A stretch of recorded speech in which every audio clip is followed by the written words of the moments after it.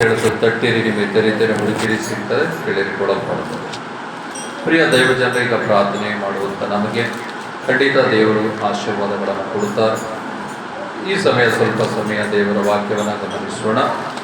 ಮತ್ತಾಯನ ಬರೆದ ಸುವಾರ್ತೆ 5ನೇ ಅಧ್ಯಾಯದಲ್ಲಿ 3ರಿಂದ ಕೆಲವು ವಾಕ್ಯಗಳನ್ನು ನಾವು ಧ್ಯಾನ ಮಾಡಿಕೊಳ್ಳೋಣ. ಈ ವಾಕ್ಯಕ್ಕೆ ಬರೆದಿದೆ, ಆತ್ಮದಲ್ಲಿ ಬಡವರಾಗಿರುವರು ಧನ್ಯರು, ಪರಲೋಕ ರಾಜ್ಯವರದು. ದುಃಖ ಪಡುವರು ಧನ್ಯರು, ಅವರ ಸಮಾಧಾನ ಹೊಂದುವರು. ಶಾಂತರು ಧನ್ಯರು, ಅವರು ಭೂಮಿಗೆ ಬಾಧ್ಯರಾಗುವರು. ಹಲ್ಲೆಲೂಯಾ. ಈ ವಾಕ್ಯವನ್ನು ವಿಶೇಷವಾಗಿ ಗಮನಿಸುವುದಾದರೆ ಇಲ್ಲಿ 3 ಪಾಯಿಂಟ್ಗಳು. ಈ ವಾಕ್ಯ ಹೀಗೆ ಬರೆಯಲ್ಪಟ್ಟಿದೆ, ಆತ್ಮದಲ್ಲಿ ಬಡವರಾಗಿರುವವರು ಧನ್ಯರು, ಪರಲೋಕ ರಾಜ್ಯ ಅವರು. ಅಂದರೆ ಆತ್ಮಿಕ ಒಂದು ಆ ರಹಸ್ಯ ಏನಿದೆ ಅಂದ್ರ,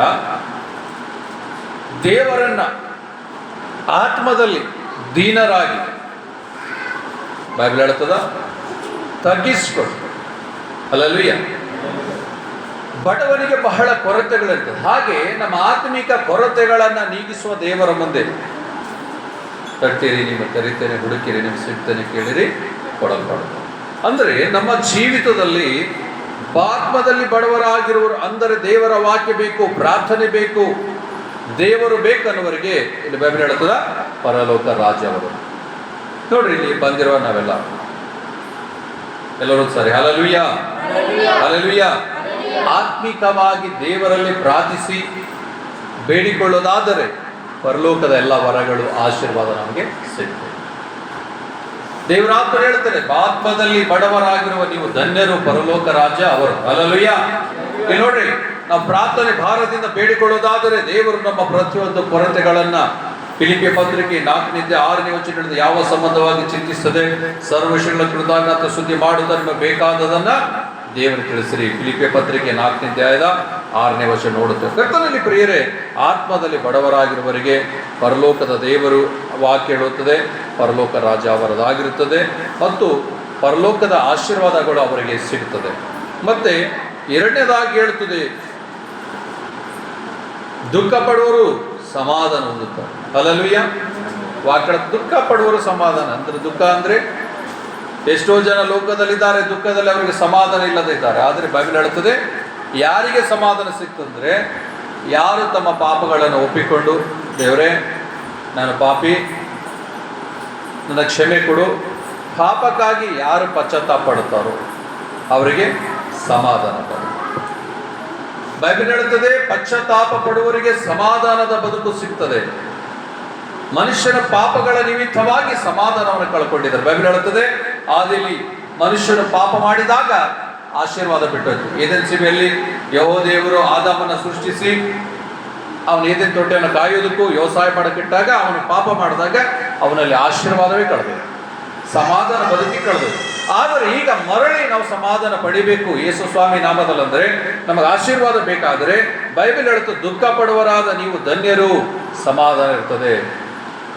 ಯೆಶಾಯ ಪ್ರವಾದನೆ 59 ಹೇಳುತ್ತದೆ, ನಿಮ್ಮ ಕೈಗಳು ತೊಳ್ಕೊಳ್ರಿ, ಪಾಪಕ್ಕಾಗಿ ಏನ್ ಮಾಡ್ರಿ, ಪಶ್ಚಾತ್ತಾಪ ಪಡ್ರಿ. ಹೇವೇಲ ಪ್ರವಾದನೆ ಹೇಳುತ್ತೆ, ಈಗಲಾದರೂ ಅಳಿರಿ, ಕೊಳ್ಳಾಡಿರಿ, ಪಶ್ಚಾತ್ತಾಪ. ಅದಕ್ಕೆ ಈಗಲಾದರೂ ಇಲ್ಲಿ ತಕ್ಕ ಪ್ರಾರ್ಥನೆ ಇಲ್ಲದ ಬದುಕು, ಪಶ್ಚಾತ್ತಾಪ ಇಲ್ಲದ ಬದುಕು ಜೀವನ ಮಾಡಿ ದೇವರು ವಾಕ್ಯ ಹೇಳುತ್ತದೆ, ಅದು ಸಾಕು. ಈಗಲಾದರೂ ಅಳಿರಿ, ಕೊಳ್ಳಾಡಿರಿ, ಪಶ್ಚಾತ್ತಾಪ. ಹಲ್ಲೆಲೂಯಾ. ಈಗಲಾದರೂ ದುಃಖ ಪಡುವರಾದ ನೀವು. ಲೋಕದ ಎಷ್ಟೋ ಜನ ದುಃಖದಲ್ಲಿದ್ದಾರೆ, ಹಾಸ್ಪಿಟಲಲ್ಲಿದ್ದಾರೆ, ಎಷ್ಟೋ ಜನ ಪ್ರಪಂಚದಲ್ಲಿ ಸಮಸ್ಯೆಲಿದ್ದಾರೆ. ಹಲ್ಲೆಲೂಯಾ. ಆದರೆ ಬೈಬಲ್ ಯಾರಿಗೆ ಹೇಳ್ತದ, ಯಾರಿಗೆ ಸಮಾಧಾನ ಸಿಕ್ತಂದ್ರೆ, ಯಾವ ಮನುಷ್ಯನು ತನ್ನ ಪಾಪಗಳು ಒಪ್ಪಿಕೊಂಡು ಬಿಡುತ್ತಾನೋ ಅವನಿಗೆ ಸಮಾಧಾನ ಸಿಗ್ತದೆ, ಅವನಿಗೆ ಶಾಂತಿ ಸಿಗ್ತದೆ. ಯೆಶಾಯ ಪ್ರವಾದನೆ 59 ಹೇಳುತ್ತದೆ, ಅವರ ಪಾಪಗಳನ್ನು ಪಶ್ಚಾತ್ತಾಪ ಪಡುವಾಗ ಅವರಿಗೆ ಸಮಾಧಾನ ಸಿಗ್ತದೆ. ಹಲ್ಲೆಲೂಯಾ. ಅದಕ್ಕೆ ಈ ಮಧ್ಯಾಹ್ನ ವೇಳೆಯಲ್ಲಿ ನಾವು ದೇವರ ಸನ್ನಿಧಾನದಲ್ಲಿ ನಮಗೆ ಒಂದು ದೇವರೇ, ನಮ್ಮ ಕುಟುಂಬದಲ್ಲಿ, ನನ್ನ ಜೀವಿತದಲ್ಲಿ ಪವಿತ್ರಾತ್ಮನ ಸಮಾಧಾನವನ್ನು ದಯವಿಟ್ಟು ಕೊಡು, ನನ್ನನ್ನು ಆಶೀರ್ವದಿಸು ಅಂತ ಹೇಳಿ ನಾವೇನಾದರೂ ದೇವರಿಗೆ ವಿರುದ್ಧವಾದ ಪಾಪಗಳು ಮಾಡಿದರೆ ಕ್ಷಮೆಯನ್ನು ಕೇಳೋಣ. 3ನೇದಾಗಿ ವಾಕ್ಯ ಹೇಳುತ್ತದೆ, ಶಾಂತರು ಧನ್ಯರು, ಅವರು ಭೂಮಿಗೆ ಬಾಧ್ಯರಾಗುತ್ತಾರೆ. ಹಲ್ಲೆಲೂಯಾ. ನೋಡ್ರಿ, ಬೈಬಲ್ ಹೇಳ್ತದ, ಯಾರು ಶಾಂತ ಸ್ವಭಾವಗಳಿರ್ತದೋ ಹಲ್ಲೆಲೂಯಾ. ವಾಕ್ಯ ಹೇಳ್ತು ನೋಡಿ, ಶಾಂತರು ಧನ್ಯರು ಭೂಮಿಗೆ ಬಾಳ್ತಾರೆ. ಯಾರು ಸಮಾಧಾನ ಬದುಕು, ದೇವರ ವಾಕ್ಯ, ಒಬ್ಬ ಮನುಷ್ಯನು ಸಮಾಧಾನವಾಗಿ ಬದುಕೋದಾದರೆ ಭೂಮಿ ಮೇಲೆ ಅವನು ಬಹುಕಾಲ ಬದುಕಲಿಕ್ಕೆ ಸಹಾಯವಾಗುತ್ತದೆ. ಪಾಪ ಮಾಡಿಕೊಂಡು ಕ್ರೂರಿಯಾದ ಜೀವನ ಮಾಡುವವರು ಭೂಮಿ ಮೇಲೆ ಬಹುಕಾಲ ಬದುಕೋದು ಕಷ್ಟ. ಯಾಕಂದರೆ ದೇವರ ಶಾಪಗಳು ಅವ್ರ ಮೇಲೆ ಬರ್ತದೆ ಮತ್ತು ಮನುಷ್ಯರು ಕೂಡ ಅವರಿಗೆ ವಿರುದ್ಧವಾಗಿರುತ್ತಾರೆ. ಬೈಬಲ್ ಹೇಳುತ್ತದೆ ಶಾಂತವಾದ ಸ್ವಭಾವಗಳು, ಮನುಷ್ಯ ಒಂದು ಸಮಾಧಾನ ಬದುಕು, ಕೋಪವ ಇರಬಾರ್ದು. ಬೈಬಲ್ ಹೇಳ್ತಾ ಕೋಪಿಷ್ಟನು ಅವನು ಆ ಜಗಳವನ್ನೇ ಮಾಡ್ತಾನೆ. ಹಲ್ಲೆಲೂಯಾ. ಯಾರು ಪದೇ ಪದೇ ಸಿಟ್ಟು ಮಾಡ್ತಾ ಇರ್ತಾರೋ, ಕೋಪ ಮಾಡ್ತಾ ಇರ್ತಾರೋ, ಅವರು ಜಗಳಗಳನ್ನು ರೆಡಿ ಮಾಡ್ತಾರೆ. ಹಲ್ಲೆಲೂಯಾ. ಅದಕ್ಕೆ ನಮ್ಮ ಜೀವಿತದಲ್ಲಿ ಇದೊಂದು ಸೈತಾನ ಸ್ವಭಾವ ಇದೆ, ಕೋಪ ಮಾಡ್ಕೊಳ್ಳೋದು, ಶಾಂತಿ ಇಲ್ಲದ ಜಿಂದಗಿ. ಹಲ್ಲೆಲೂಯಾ. ಅದಕ್ಕೆ ಈ ಲೈಫನ್ನು ನಮ್ಮಿಂದ ಹೊಟ್ಟೋಗ್ಬೇಕಾದ್ರೆ ಯೇಸು ಸ್ವಾಮಿ ನಮ್ಮೊಳಗೆ ಬರಬೇಕು. ತಟ್ಟಿರಿ ನಿಮಗೆ ತೆರೀತೇನೆ, ಹುಡುಕಿರಿ ಸಿಗ್ತೇನೆ, ಕೇಳಿರಿ ಕೊಡಲ್ಪಡ್ದು. ಅದಕ್ಕೆ ದೇವರು ಆಶೀರ್ವಾದಗಳು ಕೊಡುವವರಾಗಿದ್ದಾರೆ.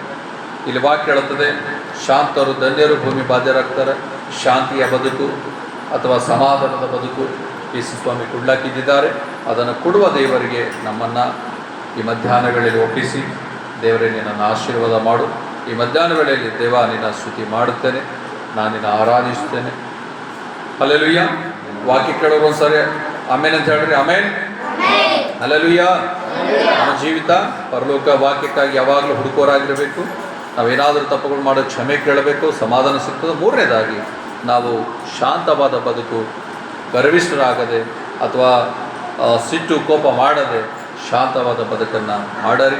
ಕೆಲವೊಂದು ವಾಕ್ಯನ ಹೆಚ್ಚಾಗಿ ವಾಕ್ಯ ವಿವರಣೆ ಕೊಡ್ತಲ್ಲ, ಪ್ರಿಯರೇ, ಸ್ವಲ್ಪ ಸಂಕ್ಷಿಪ್ತವಾಗಿ ನಾವು ನಮ್ಮ ಜೀವಿತದಲ್ಲಿ ಪರಲೋಕದ ಆಶೀರ್ವಾದ ದೇವರು ಸುರಿಸಲು, ಸಮಾಧಾನ ಬದುಕು ನಮ್ಮ ಜೀವಿತದಲ್ಲಿ, ಕುಟುಂಬದಲ್ಲಿ ಮತ್ತು ನಮ್ಮ ಜೀವಿತ ಶಾಂತವಾಗಿ ಇರುವಂತೆ ದೇವರಿಗೆ ಒಳಗಾಗೋಣ. ಭಕ್ತನಾದ ಕೀರ್ತನೆಗಾರನ ಹೇಳ್ತಾನೆ, ನನ್ನ ಮನವೇ ದೇವರನ್ನು ನಂಬಿ ಶಾಂತವಾಗಿರು. ಹಲ್ಲೆಲೂಯಾ.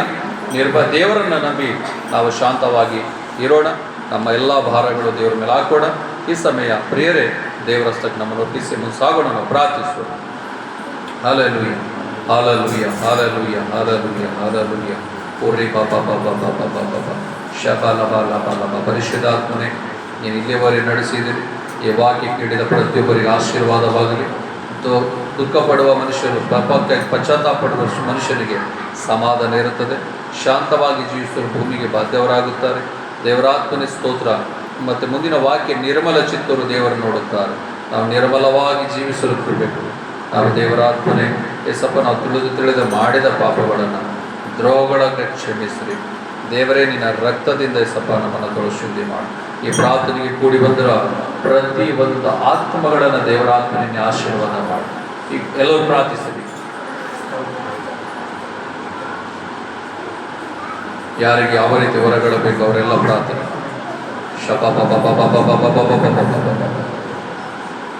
ತಂದೆ, ಮಗ, ಪವಿತ್ರಾತ್ಮ ಪ್ರತಿ ಬ್ಲೆಸ್ಸಿಂಗ್ ಆಗಲಿ, ಬ್ಲೆಸ್ಸಿಂಗ್ ಆಗಲಿ.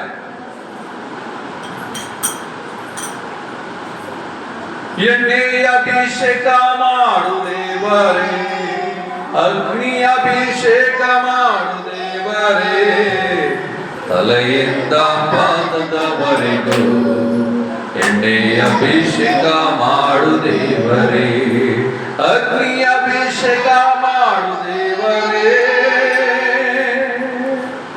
ಪರಿಶುದ್ಧಾತ್ಮನೇ, ನಿನ್ನ ಪ್ರಸನ್ನತೆ ಎಲ್ಲ ಪ್ರಾರ್ಥಿಸಿರಿ, ಹಿಡ್ಕೊಂಡ್ರಿ. ತಟ್ಟಿನಿ ತೆರಿತೇನೆ, ಹುಡುಕಿರಿ ಸಿಗ್ತೇನೆ ಬಂದಾಗಿ ದೇವರು ಹೇಳಿದ್ದಾರೆ. ನಮಗೆ ಬೇಕಾದ ವರಗಳನ್ನು, ಫಲಗಳನ್ನು ದೇವರ ಸುರಿ ಕೇಳಿಕೊಳ್ಳು. ನಾನು ಕರ್ತನ ನಾಮದಲ್ಲಿರುವಂಥ ಪ್ರತಿಯೊಬ್ಬರಿಗೆ ಬ್ಲೆಸ್ ಮಾಡುದು. ಜೀವ ಸ್ವರೂಪನಾದ ದೇವರ ಸ್ವರೂಪ ಬ್ಲೆಸ್ ಆಗಲಿ. ಆಶೀರ್ವಾದ ಬಿಡುಗಡೆಗಳೇ ದೇವ ಇಲ್ಲಿವರೆ ನಡೆಸಿರಿ ಸಪ್ಪ, ಮುಂದೇ ಕೂಡ ನಡೆಸಿರಿ. ಈ ವಾಕ್ಯ ವಾಗ್ದಾನ ಇದು ಎಲ್ಲೆಲ್ಲ ತಲುಪುತ್ತದೋ ಎಲ್ಲರಿಗೂ ಆಶೀರ್ವಾದ ಬಿಡುಗಡೆ ಆಗಲಿ.